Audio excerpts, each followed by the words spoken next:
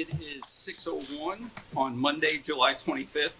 I call this meeting of the Clear Creek Independent School District to order. Let the record show that a quorum of board members is present and that this meeting has been duly called and that its notice has been posted in accordance with Texas Open Meetings Act, Texas Government Code, Chapter 551.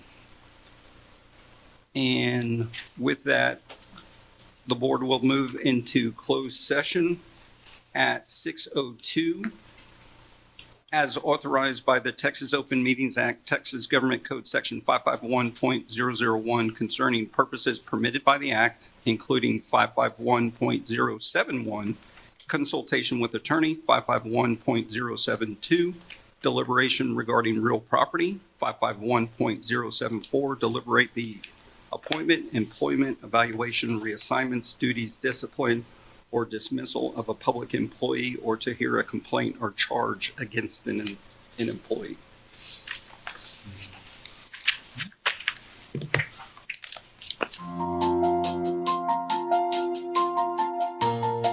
Six p.m. And we will move on to the Pledge of Allegiance and the Texas Pledge. And we have somebody in the audience that's going to help us with the pledge. Let me grab this microphone.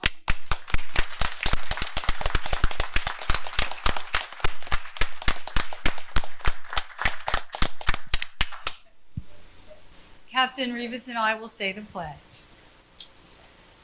Pledge allegiance to the flag of the United States of America and to the republic with which it stands, one nation, under God, indivisible, with liberty and justice for all.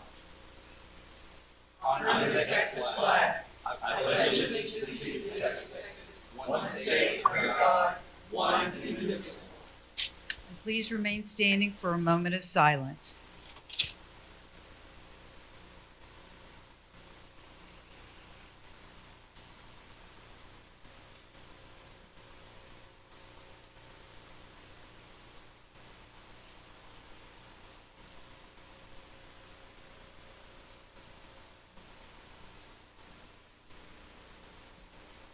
Thank you. You may be seated. And before she sits down, we are honored to have Captain Rivas lead us in the pledge. And I just want to share that Captain is retiring from Galveston County Sheriff's Department after 33 years of service. Yes, and 19 years here in Clear Creek ISD. Her retirement there necessitates her leaving us. So I just want to first of all thank you for all of your service, not only to us, but to the county, to Galveston County. We are absolutely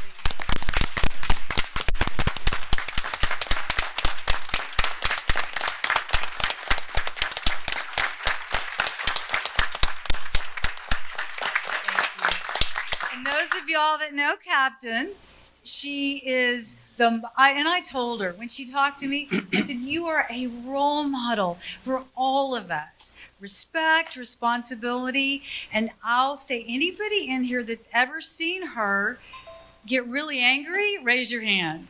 She does, I promise you. She is calm and cool under pressure like nobody that I've ever seen, and just helps us get through so many things. We are so honored to have worked with you. Thank you so much. And best wishes on your new adventures.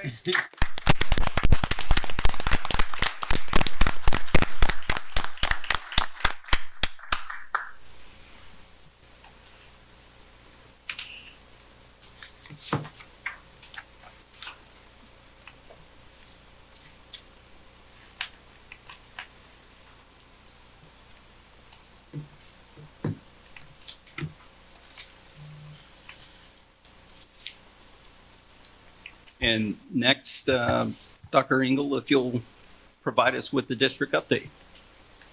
Absolutely. We're excited about that.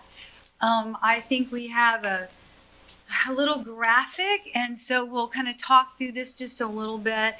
Our calendar may register July, but we are so excited about August and August 16th and welcoming our kids back. We're very, very excited. We spent the last 2 days last week getting ready for kids with our adults, our leadership. So we had some inspiration as well as some information that we're going to disseminate back to our teachers and staff when they come in. What happened the last couple of days is we set the tone and we set the direction for where we were going in the district. And it's absolutely critical that we set that first with the leadership, and then we take that back to the campuses. So our focus this year, you'll see on the screen, people, purpose, and promise.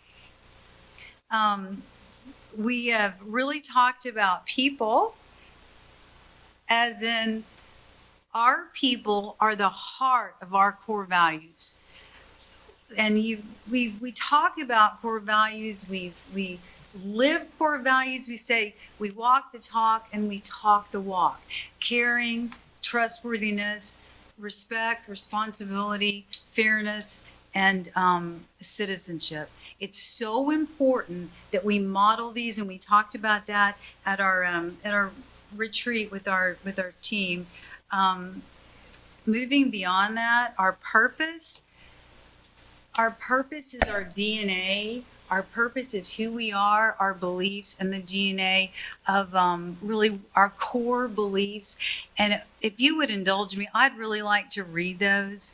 In Clear Creek ISD, we believe everyone deserves to be physically and emotionally safe. Each child's voice deserves to be heard. Strength is of character is a hallmark of growth and learning. Trust, compassion, and respect are essential to positive relationships. Parents, community, and school have a shared responsibility for the education of our youth. There is a collective moral imperative to invest in each person's capacity for growth and excellence.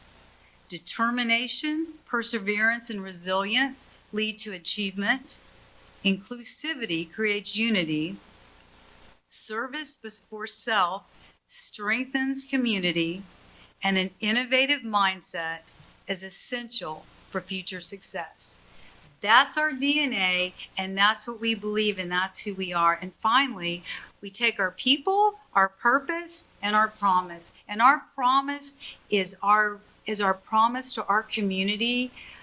This is our mission, that we will ensure that each student achieves, contributes, and leads with integrity in a safe and nurturing learning environment. And we can go through authentic relationships, service before self, and what we love, a spirit of exploration, which kind of defines our community, and that's who we are. So we talked about this. We connected our people, our purpose, and our promise to some professional learning. We talked about our why, we talked about safety, we did some listening sessions. We really spent some time preparing our leadership for what they need to take back to the campuses. And what I'd like to focus finally on, these guiding principles, people, purpose, and promise, what we're asking our leaders and ultimately every employee in Clear Creek ISD to ask these 3 questions of the decisions that they make. People, does it align with our core values? Does that decision align with the core values of Clear Creek ISD? Purpose, does our decision support our beliefs and our why, which we just read? And promise, does it move our mission forward to help children achieve, contribute, and lead with integrity? So that is where we ended. We're preparing the next couple of weeks. We welcome our new teachers next week, and we welcome our returning teachers the following week, and our children after that. So we're very excited about our upcoming school year and look forward to continued preparations. Thank you. Right. Thank you, Dr. Engel. Next, we'll move on to item 7, community input. The purpose of community input is for the entire board to receive feedback from citizens. The board will hear the public comments but will not respond except as authorized by the Texas Open Meetings Act to respond to an inquiry by a member of the public or by a board member with a statement of specific factual information, recitation of existing policy, or to deliberate a proposal to place a subject on the agenda for a subsequent meeting. Matters brought forth that require a response will be addressed by the superintendent as appropriate. All information received is subject to verification. Community input is scheduled for 30 minutes and has 2 forums. Those requesting to address the board in advance of the meeting are granted 3 minutes to address their topics, and those who sign up this evening prior to 6:30 are granted 1 minute. In a district our size, there will certainly be issues or topics which will understandably generate considerable interest from the public. It is important that members of our community be able to address the school board respectfully, without disruption, and without fear of intimidation from other attendees. On behalf of the board, the superintendent, and CCISD staff, we welcome your input during CCISD school board meetings. We request that everyone exhibit the respect and understanding each person rightfully deserves when addressing the school board during the public input portion of the meeting. And we have 5 speakers tonight. Our first speaker is Miss Jackie Rasco, followed by Bettina Ellison.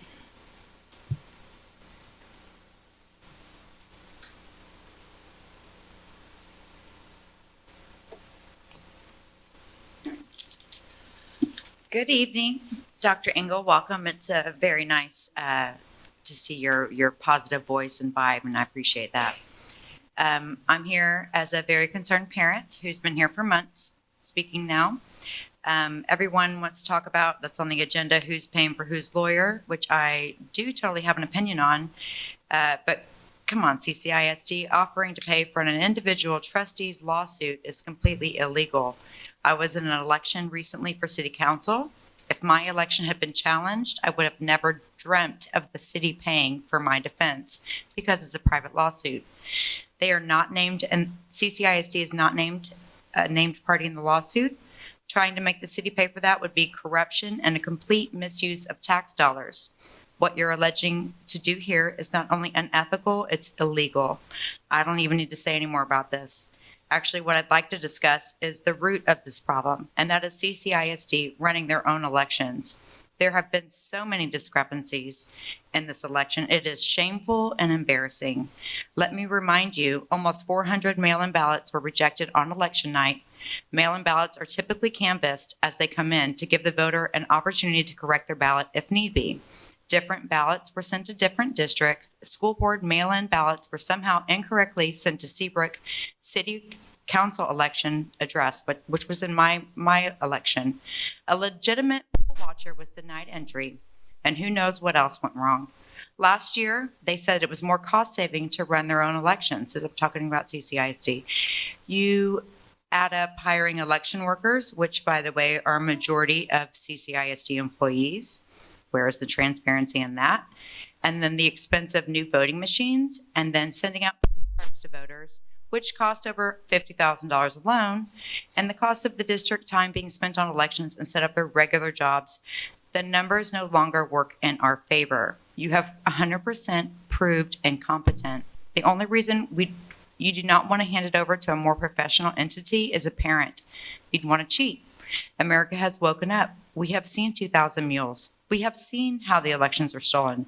There's very credible evidence that the massive amount of mistakes that happened here was either complete incompetence or malice. It's one of the two, period.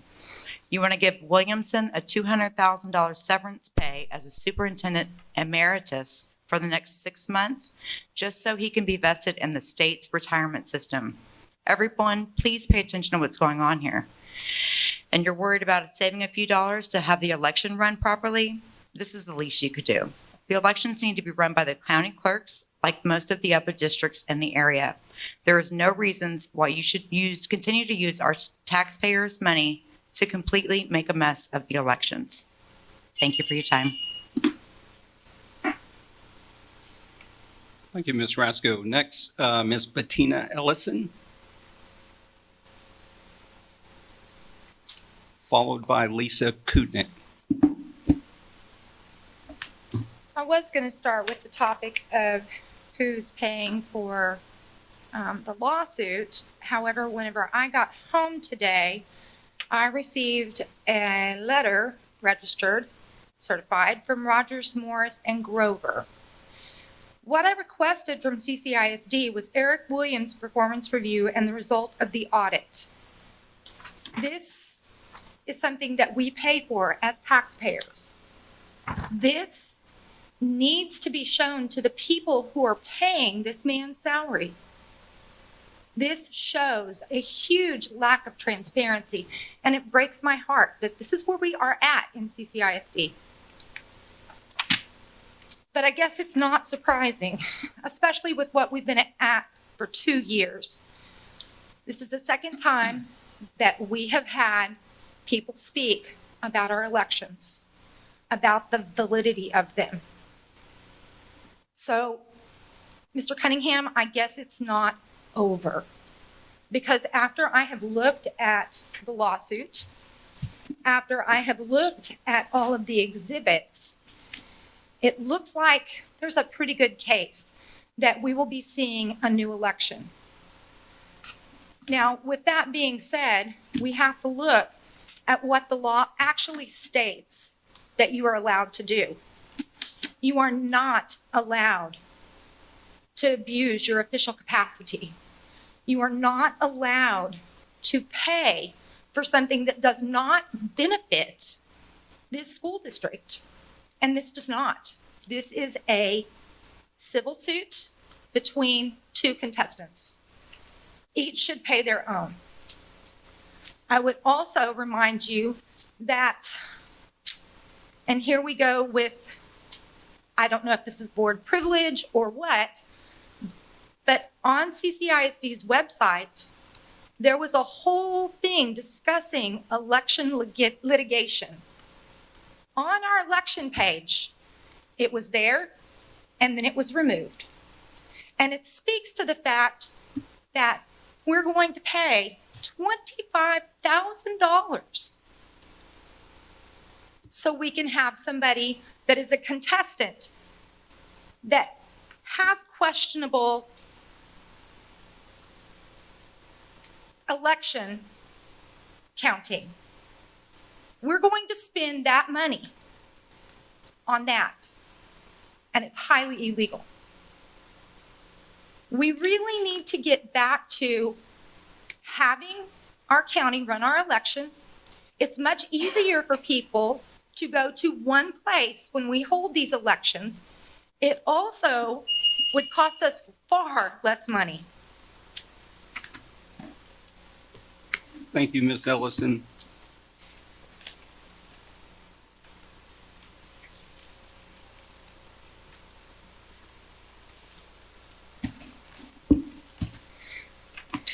Hello, my name is Lisa Kutnick. As a taxpayer and parent of 3 children in CCISD, I believe the district has the right and responsibility to protect and defend the May school board election against the frivolous lawsuit brought against Mrs. Checka by Misty Dawson. This is not a suit brought of action by 2 candidates. Regardless of tonight's outcome, the district is involved. They will have to defend these allegations, and it will cost the district time, effort, and taxpayer dollars to defend its election. We cannot allow the candidate with access to the most money to bully anyone who wants to serve on our board. If we do, we will be at risk of scaring away qualified individuals who prioritize our children's best interest over partisan politics from running for our school board in the future.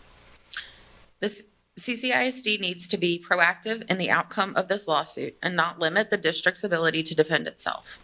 If CCISD is not, it sets a precedent for every race in the future that someone with money and backing from a PAC will always cry foul if they are not successful in getting elected. This should not be a political decision, but a decision made by the team before us, based on what is best for the district and our children. Thank you. And thank you, Ms. Kutnick. Marissa Levitt, followed by Ruth Meyer.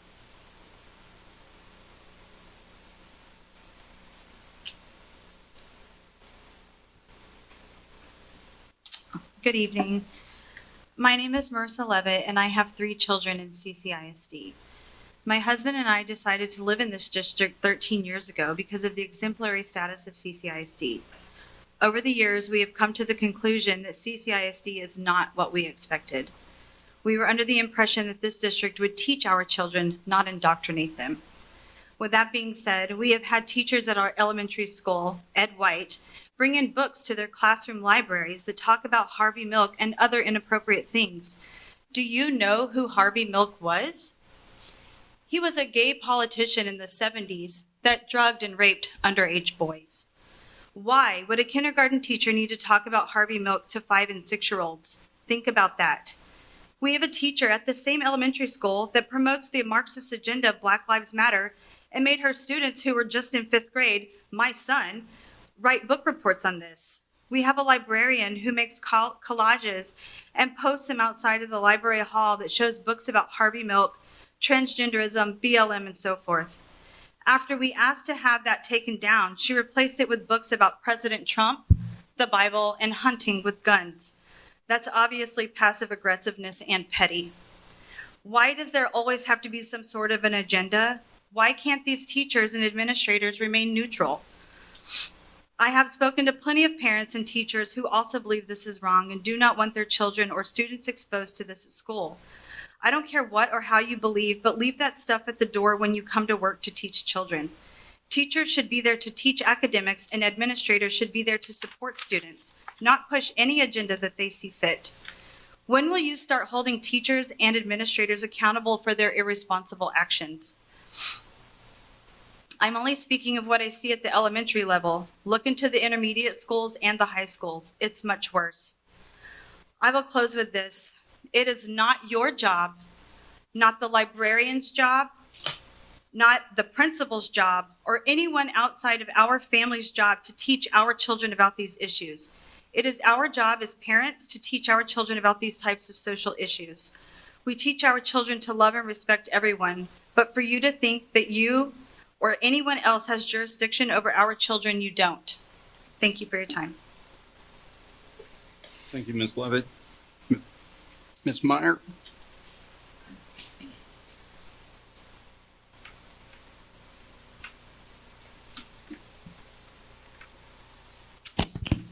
Hello, I'm here again to address the funding for aquatics. Aquatics covers men's polo, men's swim, women's swim, and dive, which is currently only women's. That is 3 sports, 2 sexes, both varsity and junior varsity. That is up to 10 teams per school. This year at Creek, it will only be 7. It has 1 line for entry fees for all of them. 1. It's a budget of $1,000 per school. This year, the first year that polo is UIL, $900 of that will be spent by September 1st, before a swimmer has a meet or a diver jumps off a board or polo is over. I told you of this deficit last year. 5 years ago, parents were still paying for students to attend state polo. We were assured last year that the aquatics budget would be increased. The Booster Club was informed today that we needed to adjust our budget, as the board had already voted against increasing this budget. Women's basketball does not share a budget line with men's basketball. Aquatics has 1 line for 3 sports with 2 sexes. We have been told that even though there is an AD agreement for how much we pay for each event, the district and board chooses not to fund what our AD agreed to. I was told point blank that the entry fees were a Booster Club issue. This is the cost for our athletes attending and competing, not for food, not for super buses, not for equipment, just to attend. And we will be out of money by September 1st. Well, Creek's Booster Club will be able to pay for this, not all the schools will. I am asking once again that you increase each school's aquatics budget to cover at least entry fees. If your athletic director negotiated the price, the district should pay for it. On another note, the stipends paid to coaches should be looked at. There is no way an assistant coach in any sport should be paid more than a head coach in another. I will be addressing this separately. We have had this deficit always, and we were told it was because water polo wasn't UIL. It is now. It should be funded. While I'm here, I would also like to comment on the election. The district should be paying for this lawsuit without question. I'll tell you why. The lawsuit is complaining about what the district did during an election, not what a candidate did. Candidates do not count votes. They do not decide when to open ballots. The remedies sought by the lawsuit, which would be a new election, would be required of the district, not a candidate. The district should defend what it did correctly or incorrectly, not the candidate, who should not bear that expense. If every election results in a lawsuit for the winner, then no one will ever run for this board again. Also, Ms. Dawson did not even take the first remedy available to her, which would have been a recount. That is why the district should be paying for anyone's lawsuit, for any one of you, for any election that they are in. Thank you. Thank you, Ms. Meyer. The board will go back into closed session after the presentation on personalized learning. So we will move down to item number 9, consent agenda. Do I have a motion? Mr. President, Mr. Bowen? I would like to remove item 13 from the consent agenda. Thank you, Mr. Bowen. Anyone else?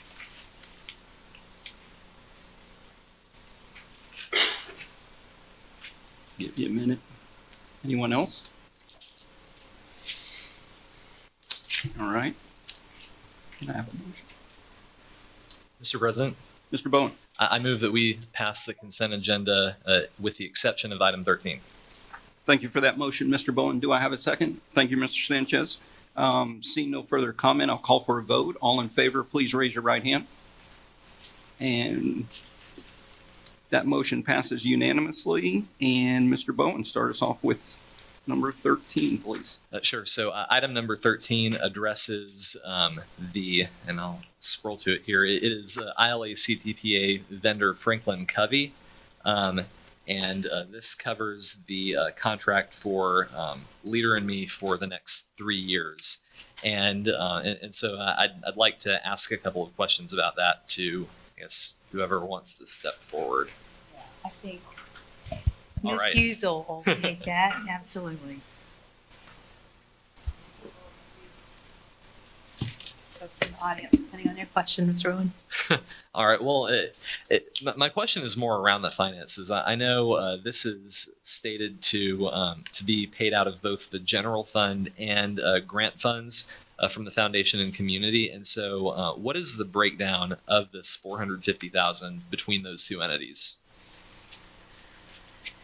And it is and has been a compilation of multiple funds between federal funds through donations and local funds. At this point, we have donations that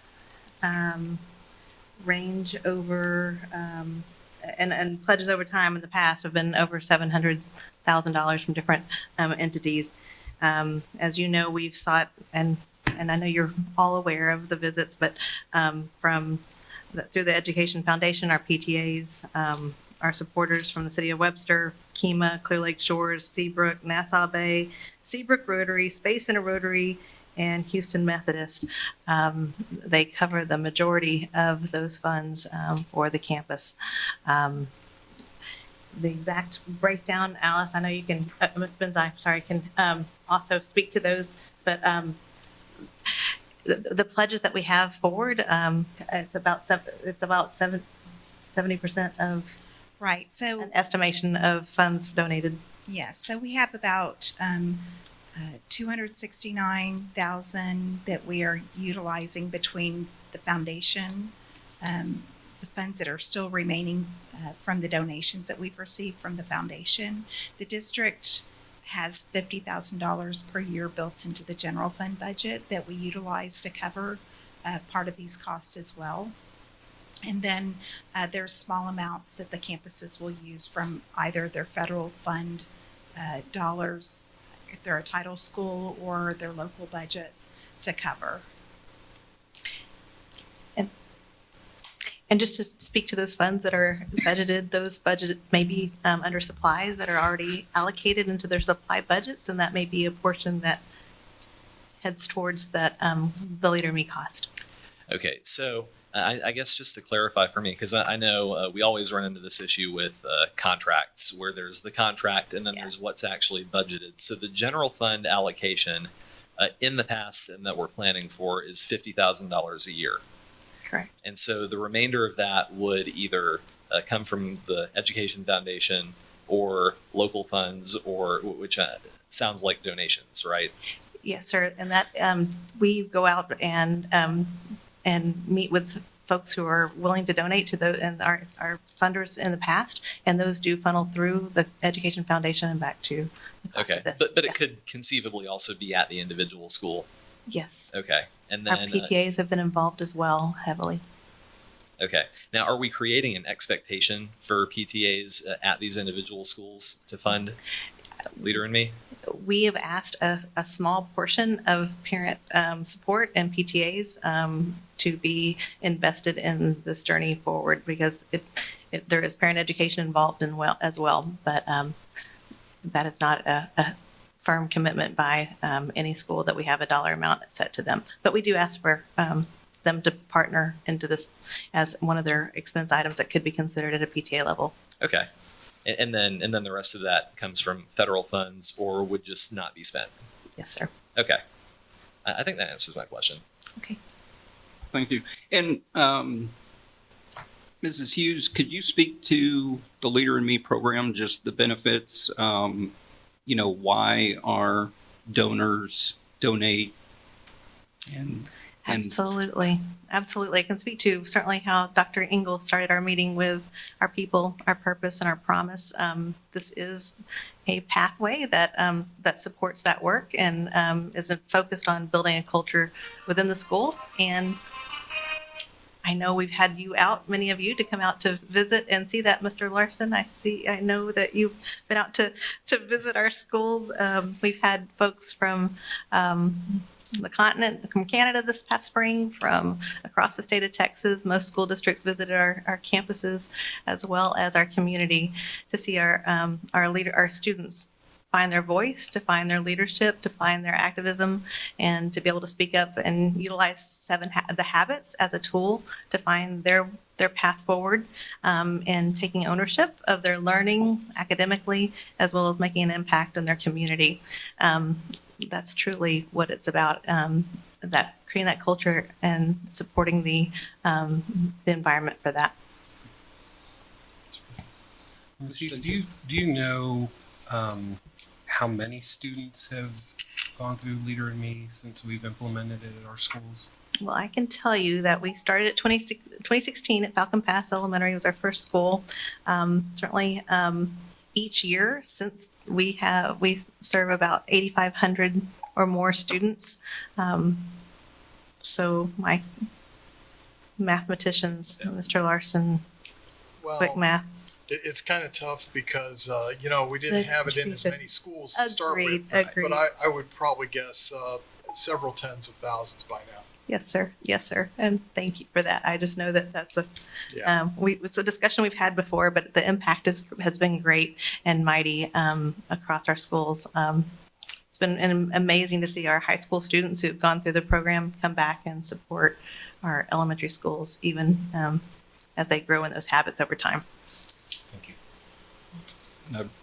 I will say Mr. Larson and myself had a chance to walk through Armand Bayou, and it was very impressive, just the job board, the direction of the children from K all the way up through, fifth grade, and, being able to observe some of the classrooms and some of the things that were going on. It was pretty impressed, and I know the parents and some of the other community members that were with us remarked about how that didn't seem like an elementary. That seemed like an intermediate school. We saw a lot of great things happening even in kindergarten, and I appreciate every board member coming out to visit on the different occasions. We were able to open up classrooms and visits this spring, and we'll continue to do that in that coming year, so we can have more of you out to visit. But it's exciting to see what's possible. I want to come back and do the morning announcements. Yeah. I wanted to say I've heard a number of negative things in the community about this program, and I really would like to invite everybody who has concerns to please come out to one of our Leader in Me schools, take a look at the kids, take a look at what's on the walls, take a look around, educate yourself, and see what's really going on out there. It may not be what you've saw on TV or whatever, wherever you found it. Thank you, Mr. Larson. I really do appreciate you having time and spending time with kids and listening to them. Yeah, I was pretty amazed going through the school just to see in each classrooms the teacher teaching, but you've got all kids on the floor over here working in a group and kids over there at desks working in a group. That's how the teachers can teach at different levels, is when you have the kids that take on that leadership role to educate themselves and others. I was really, really impressed. The students that I saw at the grade level were not the students of the grade level of my day. They're definitely far advanced. I really appreciate the time you invested in seeking that out and visiting. They're so proud to share their goals, and they have many of them. They're very aware of their progress, and they're very invested in their work. So thank you for naming that. We appreciate that very much. Mr. Bowen? Yeah, and I just guess since this is I share those feelings as well. I think I think that nationwide this program has sometimes come under criticism, but we really have to look at how it's implemented in CCISD, and I think it's been pretty impressive. I just want to make sure that we have a clear plan for funding it, and it sounds like we do.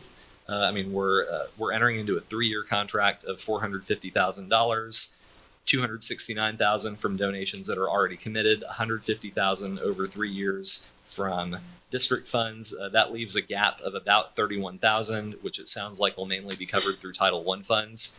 So I want to be sure that we're not going to be hitting up PTAs and parents to pay for the rest of this, because I know some of these things can get pretty expensive. So we have a clear funding plan in place. Let's not go beyond that and make this into a hardship for individual schools and parents. I hear you. Thank you, Ms. Rowan. And I'd just like to say something on that as well. So it's hard to believe it's been here for 7 years now. I mean, we're starting our 7th year. I was on the board of the foundation when we started it. That's right.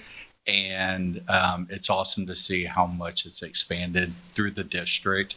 I hope going forward, so that there's not concerns about what the PTA and everyone else can do, that the district leadership is saying, what can we do to keep the program going? And, you know, if it becomes a financial hardship, in the last 7 years, we've learned a lot. And these kids, how they learn, how they organize, how they think forward, you know, begin with the end in mind, right? It's all those things. And that's what we need to do with this program, and figure out how we keep it in the district for as long as possible for the kids that start the elementary, go to the intermediate, and carry it on to high school. Because whether it's friendship benches or making the announcements, it's all those things that these students in our district are uniquely getting that they're not in other districts, and it makes us great. So I'm glad you named that. Our students are gifted. They all have gifts and unique leadership gifts, and this is a way that we can all find avenues of how to support them in that work. So thank you for naming that. Thank you. Seeing no further comment, I'll call for a motion. Mr. President, Mr. Bowen? I move that we accept the superintendent's recommendation to approve the award of ILA CTPA vendor Franklin Covey for a total estimated expenditure of $450,000 for the period of July 1st, 2022 through June 30th, 2025. Thank you for that motion, Mr. I'd Bowen. like to Do I have second a- that. Thank you, Mr. Larson. Seeing no further comment, I'll call for a vote. All in favor, please raise your right hand. And that motion carries unanimously. And next, we'll move on to item B, consider approval of an amendment to the 2021-2024 interlocal government agreement for the school liaison officer program.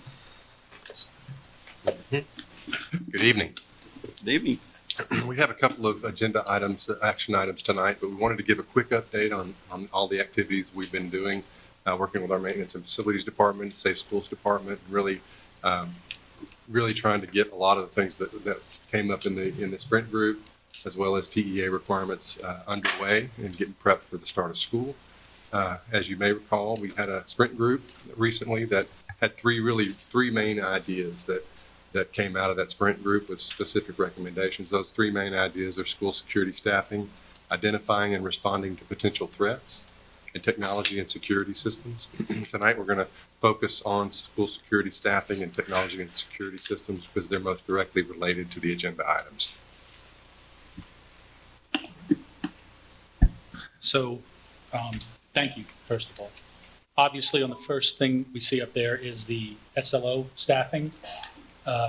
We're going to come to you tonight for your consideration for 5 additional SLOs at the elementary to be able to increase presence at the elementary campuses. Excuse me. But in terms of the personnel for staffing, sometimes we're able to utilize other aspects of it. So I wanted to give you guys an update about the safety training. We just got done with our admin mini camp, and all the administrators were trained in the safety protocols, current, previous, and what we're planning on moving forward. They're going to bring that back to their staff to be able to train all their staff. All their staff will be trained before the start of the school year. In addition, substitutes have been trained, student interns have been trained. The last substitute training will be tomorrow. Those are the new ones. All the returning substitutes have been trained. Our support services have been trained in our safety protocols. Child nutrition, transportation, maintenance and operation. Crossing guards will be trained. The monitors, security monitors. So everyone that has interaction with our students will be trained in our safety protocols. Currently, our standard response protocols and the expectations that we spoke about at the last meeting moving forward. The accountability was brought up. You can't have the accountability without the expectation. So the very clear district expectation and what we want to move forward with policy has been stated to the staff and everyone that's been trained. Moving forward, they are going to be held accountable once training is done to follow those policies and procedures. We have fidelity metrics in place to follow up on those and documentation of those metrics. So moving forward, we will have the expectation, everyone, the fidelity to follow up, and the metrics to account for that. The last one, the community outreach program, we're going to establish as through recommendations of the watchdog at the elementary. Everyone's back now. COVID's not a situation that is affecting us like it used to. So we want to promote the watchdog program. Obviously, we're going to speak about some great recommendations that y'all made about that we have consistency in the expectation of the people of the watchdogs. The campuses are on the same page, what we want to ask of the watchdogs and how we can utilize them moving forward. We want those watchdogs to be trained in our safety protocols. That hadn't been the case in the past. That led us to another aha moment was, well, if the watchdogs are going to be trained, why aren't all volunteers trained? That is the protocol moving forward. We're in the process of developing that and a platform to do that. So when people want to apply to be a volunteer, there's a training aspect that they're going to have to go through before they're approved, which comes through multiple offices to be approved as a volunteer, which we're also going to ask the watchdog to do as well. And we're going to also look at the ability to incorporate the watchdogs at the secondary level to see what that is, what that would look like, to get the input from the administrators from the secondary level, and to just to look at the program itself. Is it something that would be effective at that level? But getting more people on campus, on those eyes that are trained in what we want to do to have around those students is never something we take lightly, and it's something that we want to, if it's able to be used, we want to implement. This is a schedule of the trainings that have occurred and will occur. The campus administration, the staff, the substitutes, the interns, the students and families. There will be parent night at the campuses, but also there is a presentation that is going to be sent out by our communications department to the families as well. That will be a precursor. If they can't make it to the parent night, it will give them the information that they will have missed in terms of safety protocols. The bus drivers, like we said, child nutrition, crossing guards, custodians, maintenance technicians, and parking lot and security monitors. A couple of the big aspects that we learned were in the past, custodians weren't trained. It started with the substitutes, and then realized that the bus drivers, the monitors who are on the buses, we want to make sure everyone, like I said, who interacts with our children is trained properly. So we won't go through each one of these, but ultimately the trainings have either been provided or will be provided between now and mid-August to really make sure that the folks that need to be trained have been trained. Regarding technology and security systems for facility hardening, we've been working on the door ajar alarm system. That system is going to be active beginning tomorrow morning. So tomorrow morning we're activating every school. We have had those active at the summer schools over the last several weeks, but tomorrow morning they will be live. That isn't a Vigilon system, so it's part of that overall management system that we have. There are a few remaining door release buttons that remain to be completed. There were some issues with hardware, and that will be completed prior to the start of school. We're also working on security plans, architectural floor plans. Our facilities department is working with PBK architects who are providing services at no cost to get this updated, to update for the exterior door numbering that was brought up as one of the recommendations. We will have formal floor plans that are then distributed out that will be used at a later date for vulnerability study and to go to first responders. We'll also incorporate classroom window numbering as part of that process. So those processes are underway already, and we are starting to get those floor plans back from PBK Architects so we can get them distributed, which should allow us to get that process completed rather quickly. And to keep you guys updated on what our summer plans have been, you all are aware of the mandate from the commissioner who came down for the summer partial audits. Just wanted to let you know that one of them was to have another safety committee meeting, and ours is scheduled for August 10th. So we will be reviewing our emergency operation plans then. In addition, we're very fortunate for the district we live in terms of the people that are going to throw their hat in when things have to get done. I know Paul's going to speak about it. But for the people that don't know, the summer safety audit was intensive, but it was needed to be done. So no one questioned it. People we have working in our district are phenomenal. We get it done. So the exterior door assessments, every exterior door in our district had to be assessed. The door jambs, the locks, the handles, and the mechanisms of every exterior door are, as of today, every campus except the 3 at the educational village are done. This all has to be done before the start of school. So the Thursday, the educational village will be done, and all of them will be done. And we have already begun circling back for any maintenance fixes that have to be done. The interior door, every interior door had to be checked for the same locks, hardware. They are all completed. So every single interior door has been assessed, and we've already circled back to make fixes on those as well.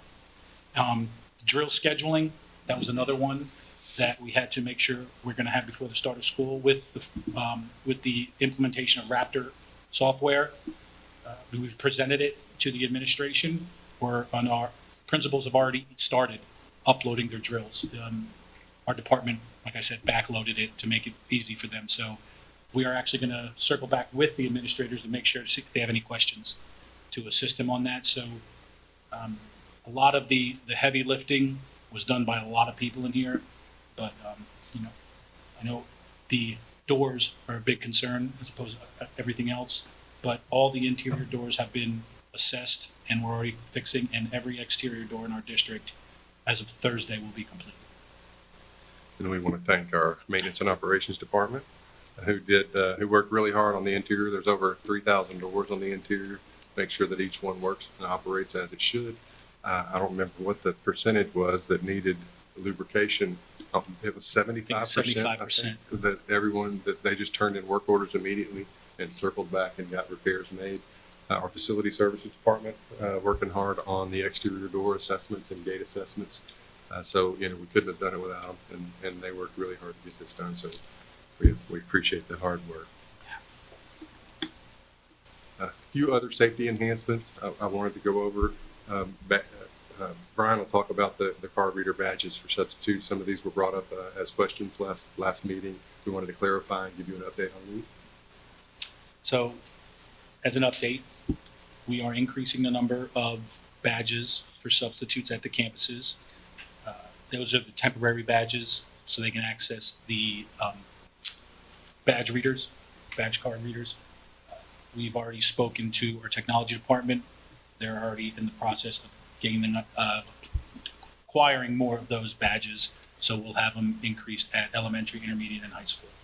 And then also, it was a great recommendation last time about community safety hotline. So we're in the process of developing that, and we will have one before the start of school of a hotline for community members if they see something to say something. There's also the door and gate signage that was brought up that's really related to the community safety hotline. That will take us a little longer to get implemented. We'll most likely incorporate that into the door numbering and the window numbering, since it's related types of work. And then the last item is the elementary school SLO surge, which has been done over several years, where we bring in officers to the every elementary school the first 2 weeks of school to really help with the first kind of rush and making sure that things run smoothly and that people feel secure.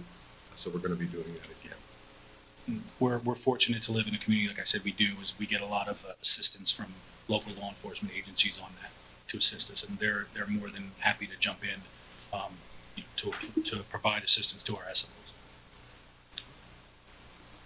So tonight's action items, we have 2 action items. The first one is to approve a contract amendment with Galveston County for the school liaison officer program. You'll see the actual agreement amendment that's in the packet. All it does is just increase the number of officers by 5. There is a funding mechanism for this in the general fund, a funding amount needed for $425,000. And I know Alice is working to incorporate that into the budget presentation that comes to you at a later date. And the amendment you have is the amendment we would come back with every August to review, but just like Paul said, it just has the increased 5 SLOs. And thank you for that presentation, Mr. Miller and Mr. Palazzi. I'll open it up for questions or comments. Ms. Jecka? I just want to start out by saying thank you. I know the parents and staff really appreciate the work that you and your team have done to keep them safe. Going back to the watchdogs, what does that training process look like and timeline? I know we have a lot of parents that are going to want to be at school those first few weeks of school. So how soon and what does that watchdog training look like to be able to get those parents in the schools? So for a volunteer, what we want to do is that we want them to be aware of our standard response protocols. It would be watching a video and reading some literature during their online process, minutes. It's not an extensive, there's a lot of things that they wouldn't need to be trained on, but they're going to be in the buildings. We want to make sure they know if something were to happen, what's the protocol that we go through, our students and our staff. So I mean, Are those online like now where they can start accessing, or when is that going to open up for volunteers? They're not on right now because there's a new platform that we have, and we're trying to be able to link it where they watch the video and they read literature, and then they can continue with the we're currently working on it as we speak. So we're trying to get that up as soon as possible so that they're able to do it, because we know we had a lot of volunteers last year, and we know they're wanting to come back. And my understanding is that that information will be provided as part of the back to school information that's sent out, and then also reinforced at the parent night. So I know our communications department is working on that. Ms. Jack? Yeah, I'll go. Yeah, accountability measures of staff on one of the very first slides. Yes, sir. I know it says modify job descriptions. You, and you were talking about training literally everybody on a campus. Give me an example of somebody whose job descriptions y'all are modifying and how you're modifying those. I'm curious.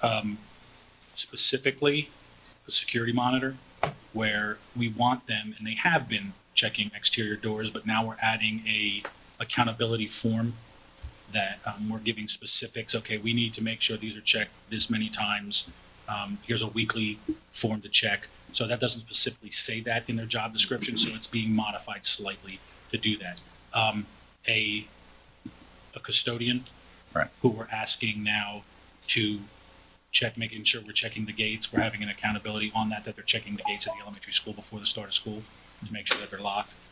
It doesn't specifically state that, so we're, I guess, other duties is assigned, but we want it to be very clear. Yeah. Right. So when you mentioned custodian, I mean, I'm thinking yes, that's kind of what I was hoping to hear was, everybody is doing their part to help the facilities stay safe and secure. If a janitor's checking the gates, and yes, you have an accountability process in place, and hopefully the technology department one day works into an app and people can walk around the campus with a little iPad and check it in, right? And say, we've checked these 20 doors. Yes, sir. We're working on that. And we're looking at everybody to help, Right. to the point of our crossing guards, they clock in at an elementary school in the mornings.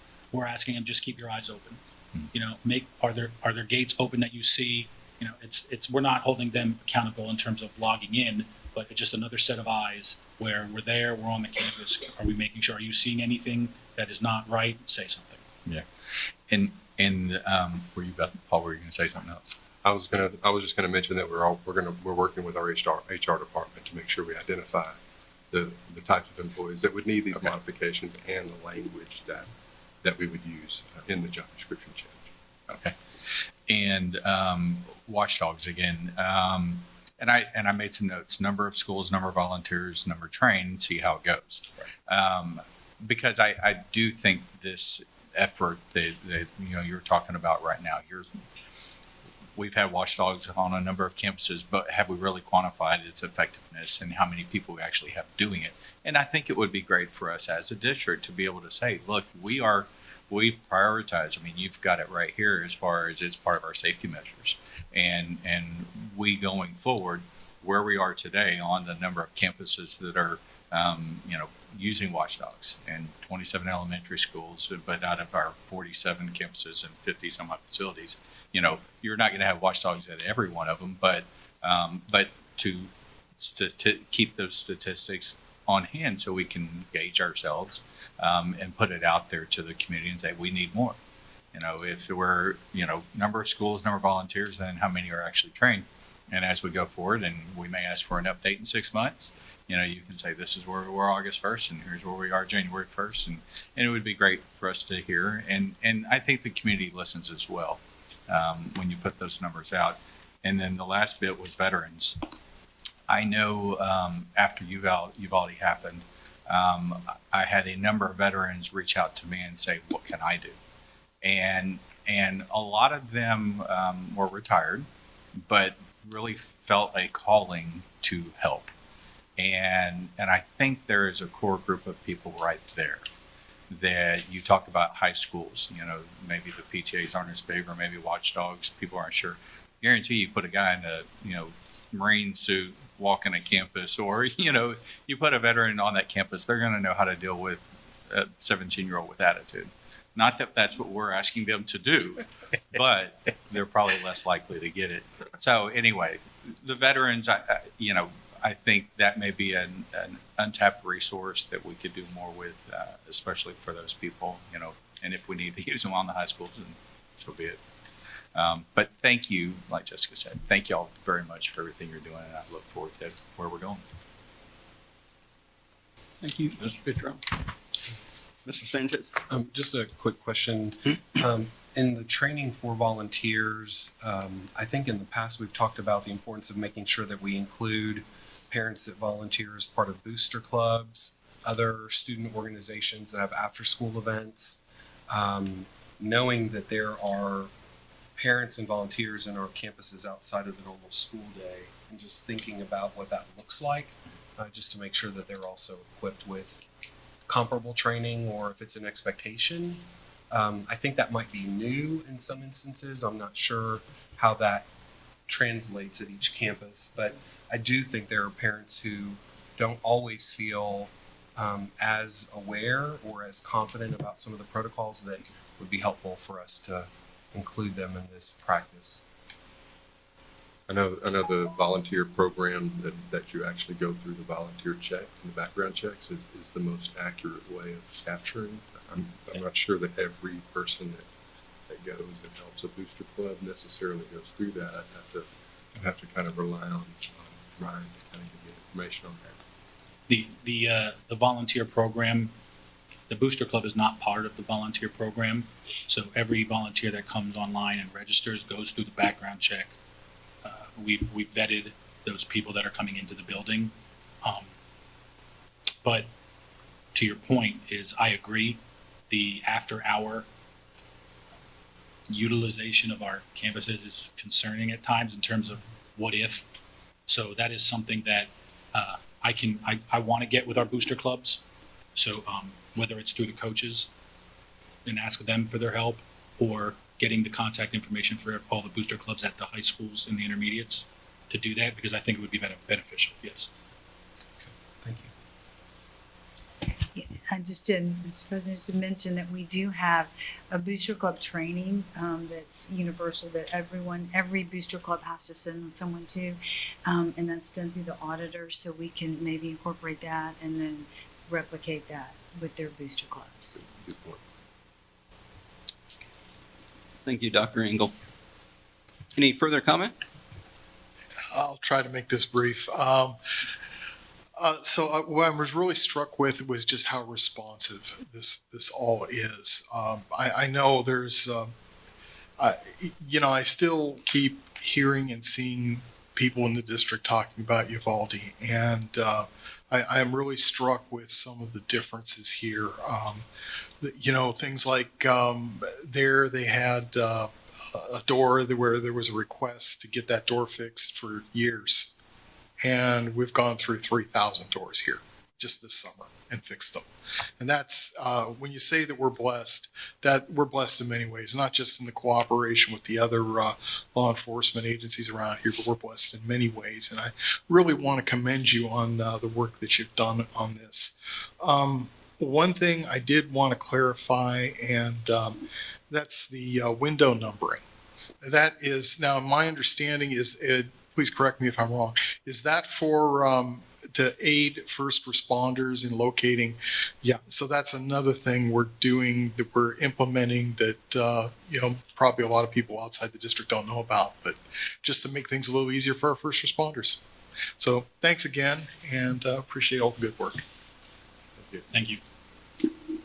And Mr. Bowden? Yeah, I'll just jump in really fast to say that I'm very impressed with how this has evolved as the summer's gone on, and y'all have continued to study this. I think you've been responsive, certainly to board input, but also to parent input and just events as well, to refine these changes. And so I'm very impressed with the committee's work and with everything you've put forward. And I think it shows a lot of work that's gone into it.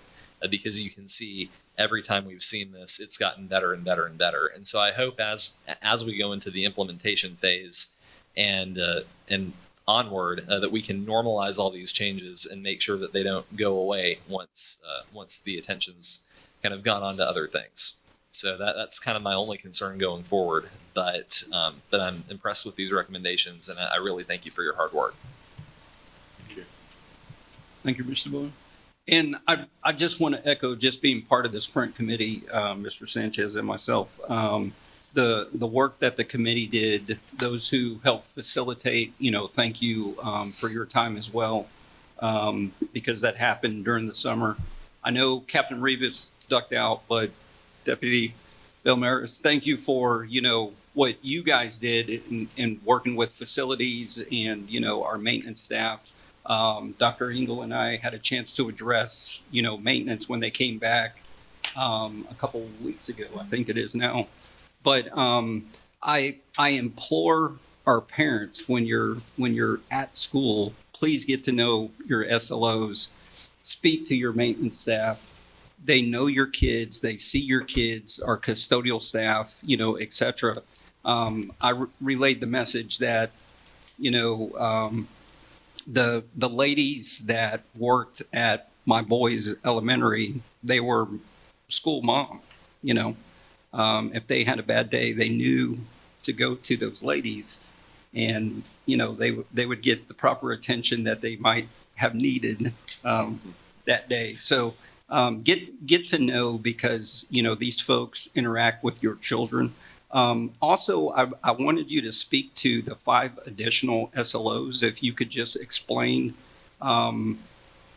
what we did after Santa Fe in adding our 15, and where they were placed versus where these 5 are going to be placed. Well, the 15 were placed, 5 were assigned to each of our comprehensive high schools. The remaining 10 were to be housed at our intermediate schools, but to support elementary schools that fed into that intermediate or high school. Over time, that became a significant challenge to fill and ensure daily presence, because certain clusters had up to 4 elementaries that they needed to go and support. Some had 2.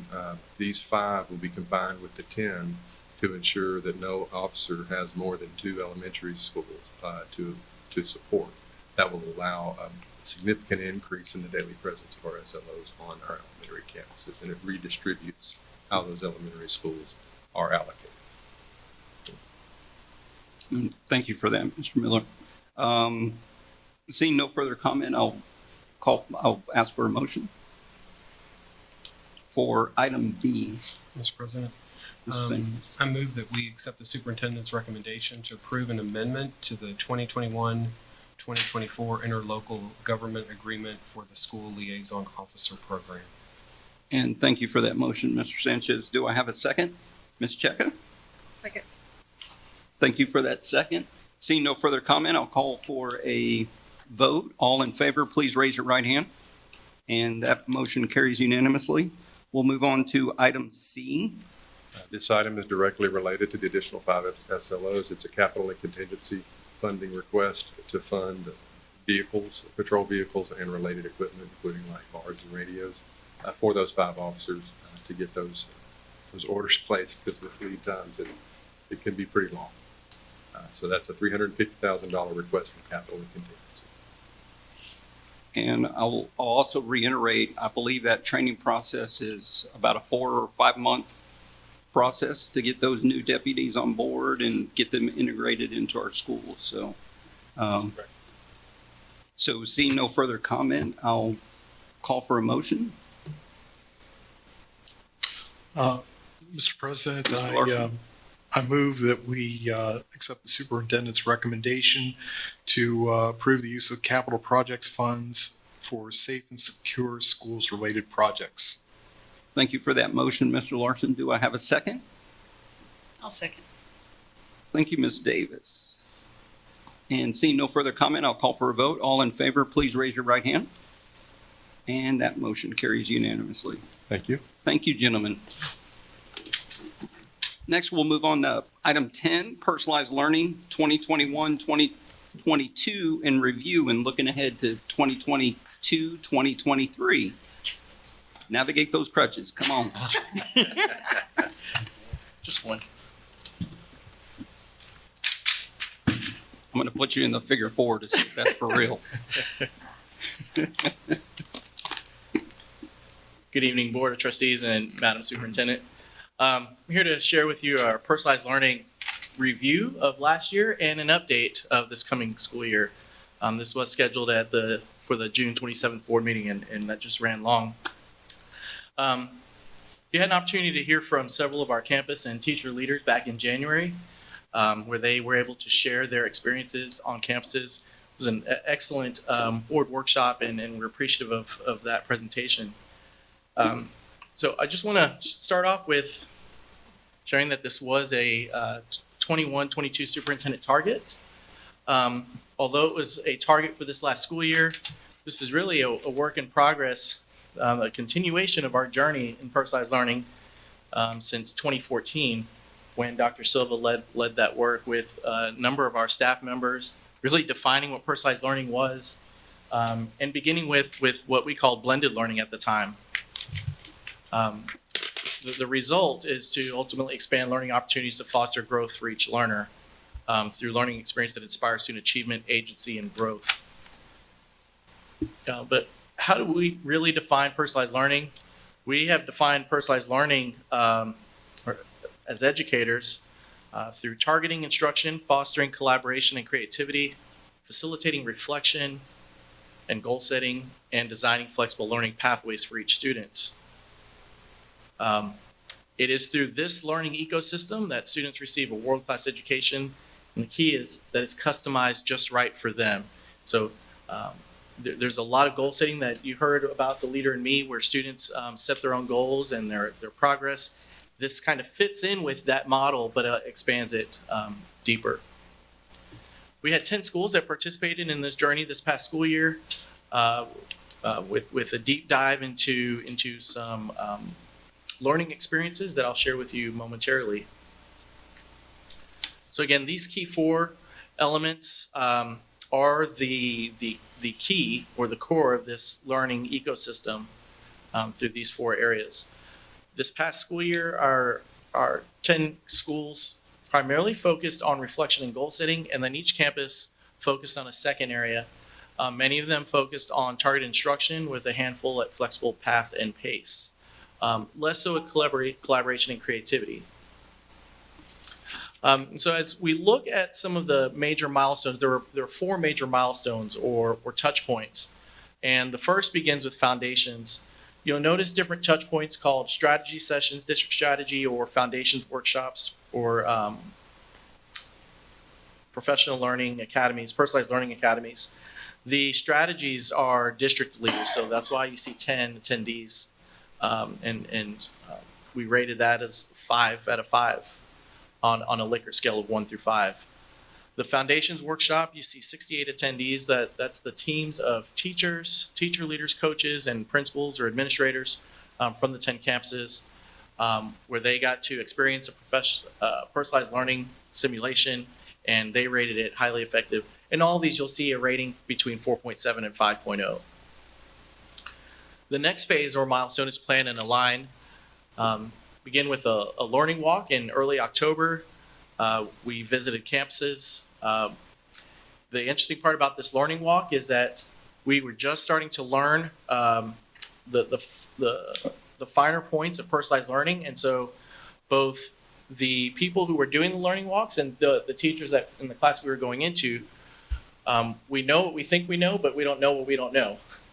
And so there is no rating, but they did participate in learning walks and evaluating when we saw various gauge of each of those 4 key areas.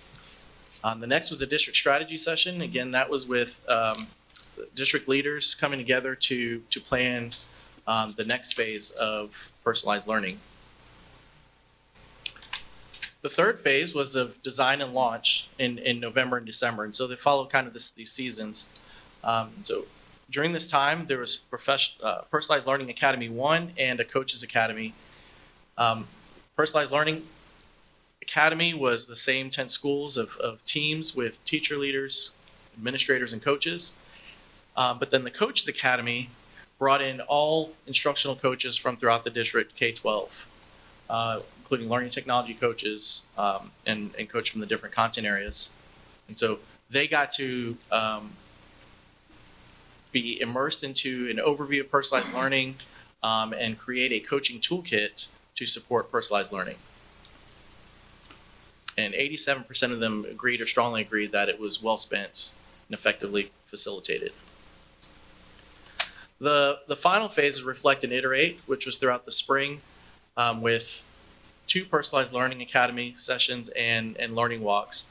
And through those learning academies and learning walks, we saw an increase in how these teams perceived personalized learning and how effective they felt personalized learning was for their campuses. That last Personalized Learning Academy was to build knowledge and a plan for implementation and support. through the end of the year and into this coming school year. And you see both of those ratings were at 4.8 and 4.9. Just a brief timeline. This kind of puts it all in one slide. You see the district strategy session was to district leaders, met 4 times during the year. The coaching sessions, there were 2 of those, one in the fall and one in the spring. Early winter and late spring. And then the sustained school support with the teacher teams. Personalized Learning Academy 4 is scheduled for August 2nd. And so we moved that so that it was just in time, right before school starts, and those teams will come back and really plan out the school year. So what are some key takeaways of personalized learning this past school year? Well, our teams rated the development, professional learning and development this school year as highly effective, 4.8 out of 5. When you have 80 people that are rating something and you get a 4.8 out of 5, that's pretty high. Across the 3 cycles from learning walks, it showed personalized learning instructional practice occurred more frequently and at more advanced levels as the school year progressed, especially for reflection and goal setting and target instruction. And of course, those are the 2 prime areas that most of our campuses focused on. I want to share with you a little video from Ross Elementary. It's a short 3 minutes, but I'm hoping this will bring it to life of what personalized learning looks like in the classroom. So we're going to press play. Hi, we're at Ross Elementary School in League City, Texas, part of Clear Creek ISD. We're going to visit 2nd and 4th grade classrooms to look at what personalized learning looks like here at Ross Elementary. Come on, let's go. This is Mrs. Gerondale, and she teaches 4th grade math. 5-6 is one part away from being a whole, right?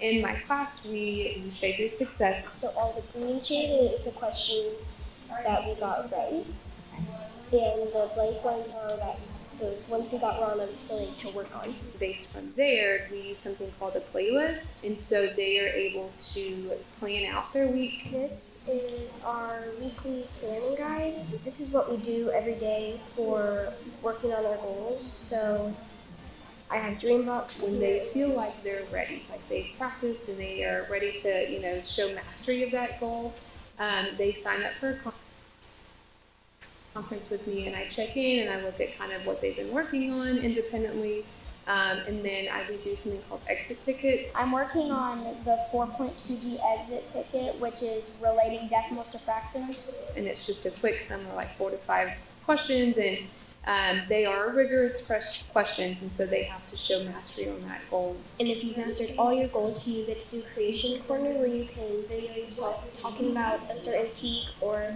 like doing certain activities. Most of the teachers interviewed are experienced teachers or ones who are refining their practice. This is not an experienced teacher. This actually is a teacher who has less than 5 years, and she volunteered for this journey, which makes it even more exciting. Because I like the playlist where they go 1, 2, 3, 4, 5, and there's no timer. Because I have kids that are pulled out. Some kids need a little bit more time to get their work done. Some kids get done fast. That's where you can get extensions in. And I would say like every single one of these students in here have gotten what they need. You tell him one thing you did well on. Stopping at 3. Okay, and what's one thing you want to work on? Take a breath. Okay. I walk in here in August, it wasn't like this. You have to fine tune everything. You have to try and see what works, and this is working. It's good teaching, it's good practices, and so I feel like as a teacher that is coming into the personalized learning journey, just taking the things that you already do and just kind of refining those things that are working well in your class. I mean, there was things that I was already kind of doing, but I put that personalized learning twist on it, and so just using what you already have and not trying to recreate the whole wheel. I think that as you continue to grow this, you'll see where some parts go faster than others, and so it's just like we say in personalized learning, you want to assess and have checkpoints. I think you need to do that as well when you're implementing something like this. You also leverage your success, and it's not just all of the pretty stuff. It's actually the pieces that were hard, and we ensure that each time we come together, we show those first so we can see how far we've come. And it's a good shot in the arm and a reminder of why we are on this journey in the first place. So leveraging that success intentionally celebrating, and then re-looking at through assessment work, where do we go next? Hi, we're at Ross. So I want to thank Education Elements for coming in to produce that video and to capture it.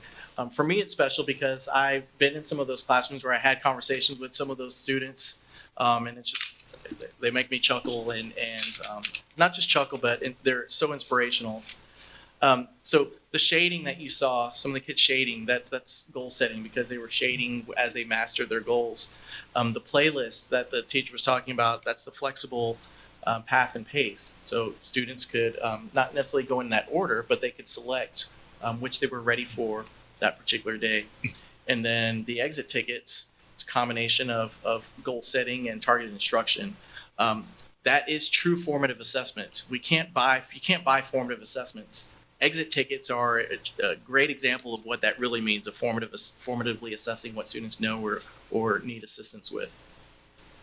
So as we move into this coming school year, personalized learning is again a superintendent target, and with the goal of expanding learning opportunities to foster growth for each learning, consistent student goal setting systems to increase reflection and ownership of learning, and learning opportunities to ensure each student achieves high levels of learning, which you saw all represented in that brief video. At this time, we have the 10 schools that were in Wave 1 that will be continuing the second year of their journey. And then Wave 2, at least at this time, should be the 14 remaining elementary schools, plus the 3 robotics coding computational thinking schools. Those schools will be doing a combination of RCC and personalized learning, so there'll be specialized professional learning for them as related to personalized learning. I'm not going to go through everything on this slide, but just to show that there will be ongoing support, sustained support for the Wave 1 schools in their second year. The Wave 2 support for schools that are in this starting this journey this year, and we'll continue our district strategy sessions and then the 2 coaching sessions. So I would like to give a special thanks to Ms. Hughes and Dr. Silva for their expertise and for facilitating so many of the meetings and the planning that goes into this. This doesn't happen just with a snap of a finger. It's a lot of work involved, and thankful for them. Be happy to answer any questions or comments or listen to any comments that you might have. Thank you for that presentation, Dr. Bayard. I will open it up for questions. Yeah, I see that this has been building for a while. I mean, this is really, it's been ongoing for a couple of years now. It's 3 or 4 years, I'm not sure, but it's been going on a while. And there's been just a tremendous amount of work building this. And one thing that I kind of struck me as I'm watching this presentation, so much of this builds on what we've already done. What's our process like for onboarding someone who comes into the district and may not be familiar with our style of doing this? Right, so it begins when new teachers arrive, and not just teachers, but also our principals and leaders, as we've had shifts among campuses. There'll be some onboarding within these Wave 1 and Wave 2 personalized learning academy sessions. And then some other sessions on the side, and pairing them up with other teachers or leaders to share experiences and get caught up. But personalized learning is interesting because even though someone hasn't necessarily been through it, when you are a teacher next to another teacher who's immersed in the work, you see what's happening and you want to be a part of it. And we've seen that over the years. And so that's an easy way of onboarding. Good. And I was just going to piggyback off that and say, I like the tie-in to our strategic plan that references personalized learning. I know the theme last year was Ignite Learning for All. So, the professional learning communities, is another way that we incorporate that, and looking at how the effect it had, on learning this past year. I'm excited to see what this year holds as we work into, year 2. So, once again, thank you to all the teachers, all the staff that have put in a little extra time to kind of make this happen for our students. So Thank you for mentioning that, because the professional learning communities are certainly another key area where teachers are planning together, and it's a quick way of getting immersed into the work. And then the instructional planning days that are built in the calendar will also help to facilitate that immersion into the work. Mr. Sanchez? Dr. Barrett, on the information that you shared about the feedback through the assessments that were done, I saw the numbers of responses. Does that represent 100% of the teachers that participated, or do you have a sense of what that response rate was? It does, and so for the personalized learning academies, on average, I think it was about 70 participants. That included the principals, coaches, or teacher teams, or coaches that were in part of those teams that went through the personalized learning academy sessions throughout the year. Thank you. All right. Seeing no further comment, thank you. Thank you, Dr. Bayard. Thank you. And with that, the board will move back into closed session at 9 p.m.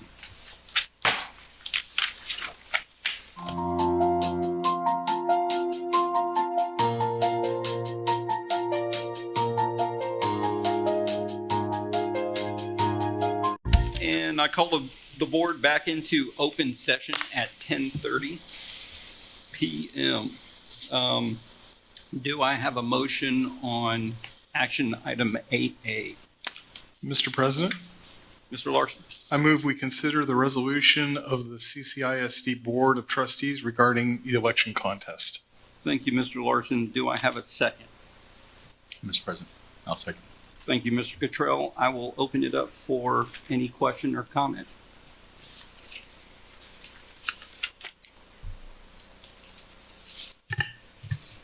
Mr. President, yes. What this resolution does is it basically commits the district to spending $25,000, which is the deductible on the insurance policy, and then anything that TASB grants beyond that point on the defense of Ms. Cheka in the election contest. And this gives me pause for a lot of reasons. We've spent hours in our closed session with Ms. Cheka's attorneys, all three of them, being told over and over again why this is okay. But that there's no getting around several important facts. One is that we are making a contribution to a private person's defense of a lawsuit. This is not a lawsuit in which the district is a party. We are asserting an interest in this case, or we are saying that through this resolution that there would be a public purpose served by defending her by using taxpayer money to do so. But we have made no attempt through the courts or through any sort of legal process to actually formally assert an interest in this case. We have assumed that the law doesn't allow us to do so, but we've made no actual attempt. And the reason for that is basically that TASB has told us they don't want us to. So there are two attorney general opinions that tell us that what is being contemplated here is not allowed. One from 1987, one from 1997. And we can't find any case of any entity that conducts elections, whether city, county, school district, MUD, or otherwise, spending money in this way on behalf of a candidate. We still have no idea whether this creates any campaign finance obligations for Ms. Cheka, whether this has to be reported as a contribution in kind and from who, because again, it is a campaign expenditure. There were a couple of speakers who came before us in public comment to make a point that I agree with, which is that I think most people looking at a lawsuit like this, definitely myself, would look for options to defend against it through their campaign. I know if I had been sued in this election by one of my opponents in an election contest, I would find an election attorney. I would raise money or use my own money, just like I did during the campaign. And that's how I'd go about it. It would never occur to me to look to the taxpayers or to TASB, which is an entity that is not supposed to be involved in politics at all, to pay for what is essentially a political defense. This is a part of the election process, and if we as a district want to be involved, then we should be involved as a separate party from Ms. Cheka because we have separate interests from Ms. Cheka. Our interest as a district is to make sure the correct person is elected, whoever won the election, in whatever way the facts may lead. And so there could be a point in time, based on the facts of the case, where where the district's and Ms. Cheka's interests would diverge. And if that happened, then we would be up a creek ethically, because now we're paying for attorneys who are ultimately working for her, not for us.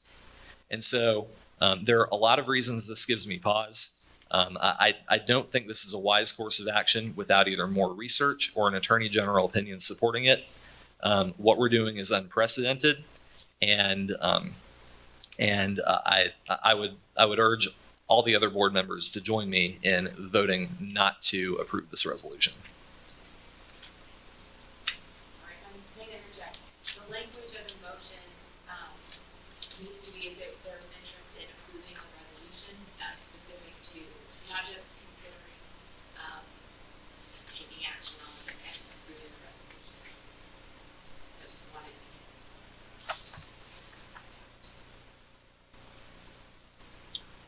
So we'll have to amend that. The motion was to consider the resolution, Yeah. which is just a discussion.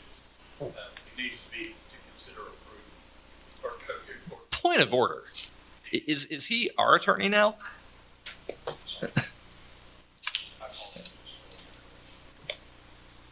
So, the motion could be amended to clarify the intent was to approve the resolution. Mr. President, I would like to, if we could, I would like to move to amend that motion to approve the resolution.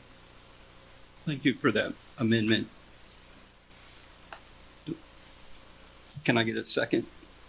Second. Sorry. Thank you, Mr. Cottrell. Are there any other comments? Well, don't we have to vote on the amendment? To the resolution? No, to amend the motion. To amend the motion. Yeah. Correct. Correct. All in favor of the amendment of the original motion, please raise your hand. All right. Next, I'll open it up for comment. Okay. I came to this meeting with the exact same reservations that Trustee Bowen had, and I'm not very happy about this at all. What became clear to me in our hours of discussion was that the district definitely has an interest in the outcome of this case. There's no questioning that. We got estimates of around $114,000 that this would cost us if we had an unfavorable resolution. That would be the cost of holding a new election. Clearly, we need, as an entity and as responsible stewards of the taxpayers' money, we need some method of getting due process. We need to be able to have the interests of the district represented. And this was the sticking point. We discussed this over and over. And ultimately, where we ended up appears in this resolution, and I'll skip down to near the very end, where it says, now therefore be it resolved by the CCISD Board of Trustees that the public purpose of CCISD is served by examining, ensuring, and if necessary, defending the integrity of its trustee elections, for which the governing body of the school is responsible, and the board is not aware of any other mechanism whereby that examination can take. Now, there's a few more paragraphs that go on to specify what we're doing, but I think that's the heart of it. There's no other.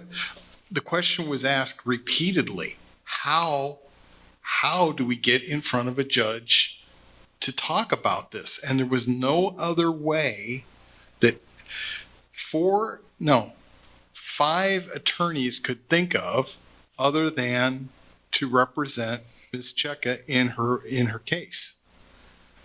And so that took us to the Attorney General opinion from 1987. And Jim Maddox was the Attorney General back then. And that opinion is based on the notion that no public entity would have any interest in this sort of a contest. But clearly we have a pecuniary interest, if nothing else, and we also have other interests as well that we discussed at length. So I'm very frustrated by this. I'm upset by it. I don't like this. I wish there was some other way to do this. Now, Trustee Bowen talked about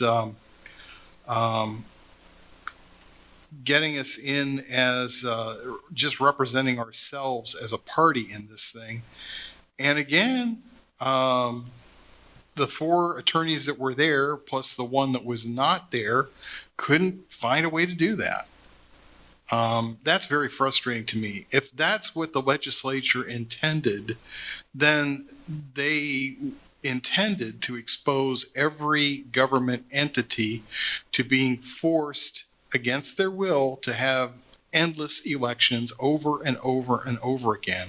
I can't think that's what they really wanted. So perhaps Mr. Maddox is right. Maybe we can't do this. I think he's wrong. I think his opinion is wrong. But regardless, the only way we can even get this in front of a court to have it discussed is to go down this route. Again, I would love to have more time. We don't have the luxury of time. I would love to ask General Paxton, and I think we should still pursue that. I would like to have that on the agenda for a follow-up meeting to ask Attorney General Paxton for his opinion on this matter. But since the court will move more quickly than the Attorney General's office will, I don't see an alternative but to seriously consider this. And that's why I very, very reluctantly am going down this path. Thank you for that comment, Mr. Larson. Is there anyone else? Mr. President. Mr. Sanchez. I appreciate Trustee Bowen and Trustee Larson's comments. Because it is important to the district and to the community, I think we spent time exploring what the possibilities are based on decisions that were made and actions that were or weren't taken in a more timely fashion following the election. There are things that automatically rule themselves out for us to consider as a board without us having to commit additional resources to support understanding the integrity of the election. At the end of the day, we recognize the importance of the integrity of the process and of the election, and ensuring that as trustees we serve based on elections that are run correctly and that are accurate in the results and the counts. Regardless of whether we agree with the results or not, any future elections, it's important to all of us, I believe. I won't speak for all of the trustees, that any future election and elections past are followed in the intent that is set forth by law. And the discussions that we have had led us to believe that this is the path that we have from a district perspective to ensure that we feel confident that the integrity of the elections were followed. So this is definitely a point of interest. It's a point of discussion. It should be something that we continue to focus on because future elections depend on us knowing that the integrity of the process is what it is. Unfortunately for us, we're limited based on how the statute and how law is written and who has to be named in this type of lawsuit.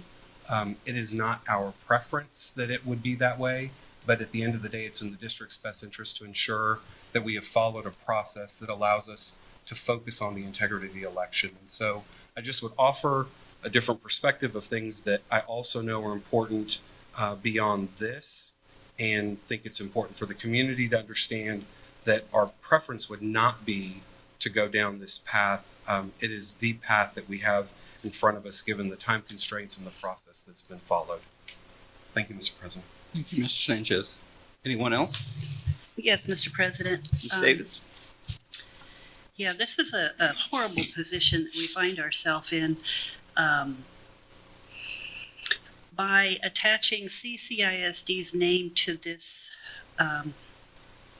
litigation, we attach our name to one candidate's defense. There's a perception there that the district is choosing sides. I find it hard to believe that there's not another way that we as a district can defend the integrity of our elections without having to attach our name to one or the other candidate's litigation. We need a second opinion. The opinion, as Mr. Bowen said, we got was from the attorneys recommended by TASB, who are presently representing Ms. Jecka. I know that there's a time constraint. I know that there's a time concern, but I don't think that we should allow that to preclude us from doing some more due diligence. I would be very angry if we find out later that there was some other avenue that we could have followed, but we were not told that by Ms. Jecka's attorneys. As we've had some problems with elections in the district in the last couple of years, few years, the district needs to have Galveston and Harris counties run our elections. The counties have employees who work year-round to do nothing but facilitate elections. They are far better qualified to run an election than CCISD is. Ms. Jecka's attorney, one of them, mentioned that it is very rare for a district to run their own elections nowadays. If we had not just bought brand new election equipment before the end of its useful life, we could easily afford the new election that we will likely have to have. The attorneys can assure us that we're not going to have a new election anyway. The odds don't look very good for there not to have to be another election. And in that next election, the voters will have perceived that CCISD has backed one candidate over the other with this action. It's a horrible position that we're in, and I would like to get a second opinion before we commit to such a what could turn out to be a very grave mistake. Thank you. Thank you, Ms. Davis. Anyone else? Yeah, I'd like to have a few words. Is that all right? Mr. Cottrell? The word integrity has been used, and that's, I think, the thing that we need to remember is that preserving the integrity of everybody who wants to run for this seat. Not everybody has the means to pay for the defense, or not everybody has the means to pay for a big campaign. But if your heart's in it for the right reason, you should be able to hold this seat and not fear of the bully with the money and the people coming after you to, force you to give up a seat that, the voters have voted you in for. The bottom line is that the relief seat by the individual who filed the lawsuit cannot be fulfilled by the other individual. It can only be fulfilled by the district. And that forces the district to, in essence, become a party to defend the integrity of the election. I cannot speak for everybody up here, but I do think that we all want full transparency in the elections that we approve. And it is our responsibility to make them better if there's flaws in it, or outsource if that becomes the means necessary. But we're in this situation. We have to make a decision. We have to protect everyone, not one candidate, not one individual, but anybody who's a member of PTA, anybody who wants to run for the seat, no matter where you live and what your means are, you should have your right to run for this seat and not worry about those financial problems that could come if somebody doesn't like how the results turn out. We're doing this for everybody. And I say we, it's whoever chooses to support the motion, whoever chooses to support funding the deductible.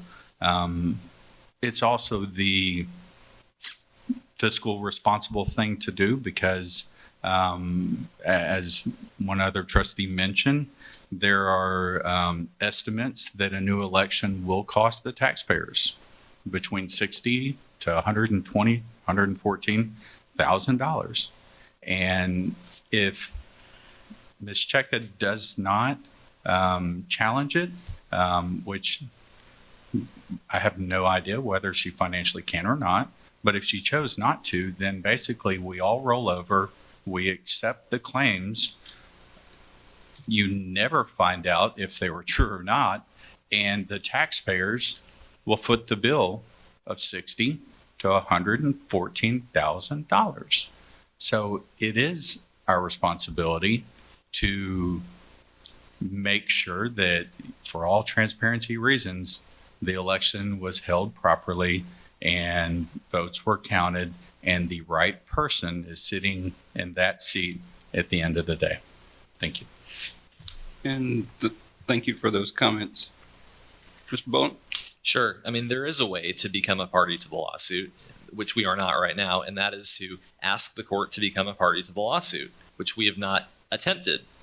Not because the law says we can't. We've not attempted it because TASB told us we can't. TASB's risk management fund says that they will not cover us if we're a party on our own to the lawsuit. They'll only cover us if we are defending Ms. Cheka. And so, which begs the question for me of when TASB started getting involved in politics in that way. And I think that's dangerous on a whole nother level. I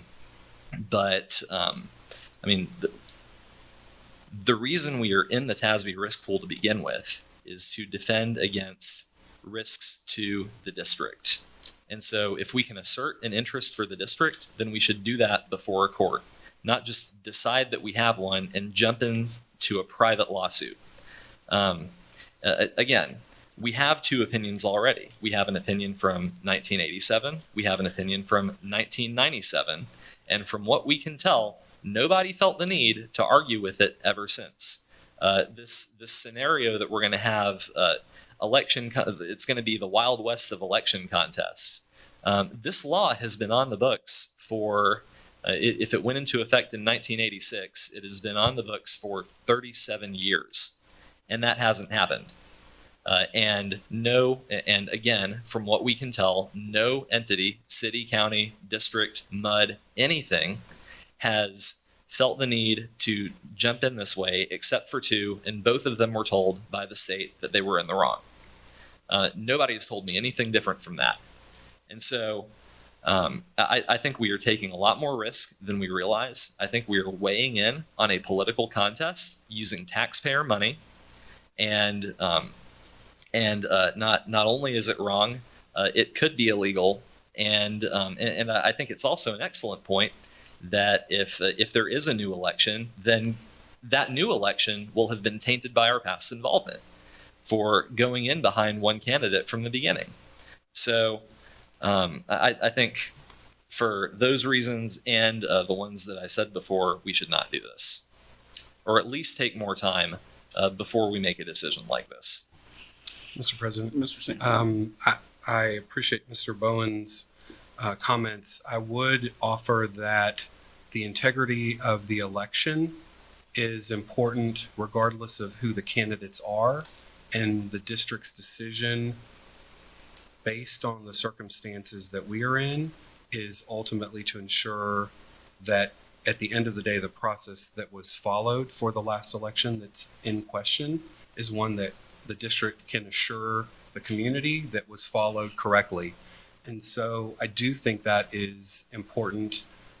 It is not to back a candidate. It is to ensure a process that is consistent and transparent and has the integrity that we would expect as a district for the community that ultimately is voting, regardless of who they are voting for. And so I do think it's an oversimplification to say that we're simply backing a candidate and that would impact future decisions, whether there's a need to have another election, if there are things that are found that are not correct. I do believe we have had some discussion about that, and I do think it goes back to the process and the integrity of the election. I'm not sure of another way for us to be able to do that. I don't believe there is another option than for the district to expend funds and resources, taxpayer dollars, in order for that to happen. I don't believe that there was a request for a recount within the time frame that was allotted that would have provided some insight and information to the district sooner. And I do think that based on decisions that were or weren't made, this is the position we find ourselves in. It is about the integrity of the process. It's not about the individual candidates. Mr. President? Mr. Larson. I would love to have a second opinion, and I would love to have more time. It is my understanding that our next meeting is in 2 weeks, and that is too late. That would mean that if we are going to seriously entertain getting a second opinion, we need to hold a special meeting. Now, if anybody on this board can come up with a plan for getting another opinion contrary to the ones we've heard in that time frame, and allowing us to make a decision within, I'd say, about a week's time, I would move to do that. And I'll ask the question of our in-house counsel. We've had. Our board council has weighed in. I don't know what other council. And I know our outside counsel weighed in as well. Right. And then now the TASB appointed counsel has weighed in. Right, so I really don't know who else to go to seek another opinion. If get that I think we have analyzed this situation in the standpoint as best. And that, I do respect that, and that's why I threw it open to the rest of the board. I mean, there's 7 of us here, and well, 8, and maybe one of us knows an attorney or two. I don't know. Ms. Davis. I think another special session could be called. I think we could certainly find some attorneys to give us another opinion. And if I had another attorney's opinion, I would certainly feel more comfortable in voting for this resolution. Again, we're told that it's got to be now, it's got to be tonight. It doesn't. It doesn't. We can call a special session and meet with 1 or 2 or 3 or 4 attorneys and see if their opinions are exactly the same. This is, and I absolutely want to get Attorney General's opinion on this. And what if his opinion comes back after we've done all of this that, no, you can't do what you just did? again, since there's no legislation or anything to indicate that we can do what we're doing, it gives me a lot of concern to go down that road. I would be happy for another special session with us to bring whatever attorneys we would choose to in to give us their opinion on this. I would feel so much better with a second opinion rather than just what I've been told in the 5 hours that we've been here with Ms. Jecka's attorneys. Mr. Bowen. Yeah, and that's an important point too, is coming into this meeting, we had no idea what we would be told, what we would be voting on. We had never seen this resolution language before until about 5 hours ago, which is how long it's been. Everything we've heard about, we've had no opportunity to seek counsel of our own. Everything we've heard about this has been from attorneys for the party whose defense is being funded. The very attorneys who will actually be funded out of the funding that we are about to decide. And that's not to say that they have any financial interests in this, but we've had no opportunity to find counsel that is independent of the situation of our own, or that we might know, or that could be provided for us. We have to trust what we're being told about what the options are that are being put in front of us, and nobody that we know of in this situation is completely neutral. So, Ms. Checka's attorneys are the attorneys of record for her, not for the district, not even for TASB. They are working for her by the Texas ethics rules. And so, I don't know. We went from 0 to voting for this funding with no opportunity at all. I mean, we have not left, except to go to the bathroom one time, I have not left this 150-foot radius since this was brought to my attention. And so I don't think it would be a responsible thing to vote for, especially if no one's been able to tell me without at least taking a very deep breath that we're not creating criminal liability for ourselves. So I think I've said about all I can on this, and if y'all are determined to move forward with this, then you can vote that way. But I think it is. I think this is hasty, and I think this is something that we have had the opportunity to receive information about for the last nearly 2 weeks, and we have not until about 5 hours ago. And so for those reasons, I mean, I don't know if a motion to postpone to a special session would be in order, or if we should just vote no and call a special session later and have something different to vote on. That's probably a better course of action. But I don't think it's responsible to vote on this tonight. And I can appreciate that, comment, Mr. Bowen. As our audience can see, a very, divisive issue before us. I will say that, the 6 of us, because Ms. Checka recused herself, the 6 of us, obviously had discussion on this. I feel, as stated before by Mr. Larson, Mr. Sanchez, and Mr. Cottrell, that, if there were any other avenue, and I think that's what took us the longest to sit back there and talk about, is any other avenue that we could go through. But this resolution is that avenue to insert the district into it. I think that the suit called into question, the integrity of the district, the integrity of its elections. I think it would be irresponsible for us not to pursue and actually find out if those allegations are true or not. So, with that being said, I appreciate everybody's comments and everybody back there. It is not an easy decision. That's why we sit in these seats. That's why, you're going to have half of the people praise you. You're going to have half of the people talk about you. And that's just a fact. So with that being said, Ms. Davis? Yeah, I again, we've been in here for 5 hours hearing only one opinion.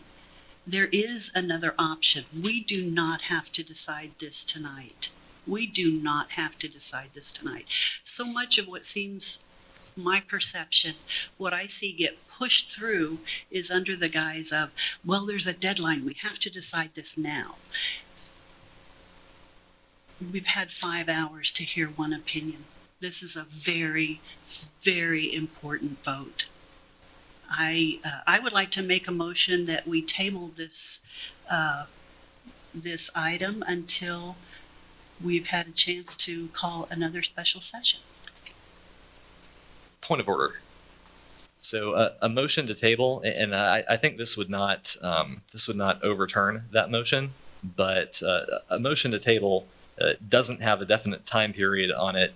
But under our board operating procedures, any tabled item that we conclude a meeting with is automatically put on the agenda for the next meeting, whenever that happens to be. So would it be acceptable to have a motion to table, just with the understanding that whenever our next meeting is, whether it's a special meeting or a workshop or a regular meeting, it will be on the agenda for that meeting? I'm fine with that. I feel like I need a little more time outside of this building to talk to some other attorneys and see if that is the general consensus. If it is the general consensus, I'll vote yes, but I don't feel like I've been given that opportunity.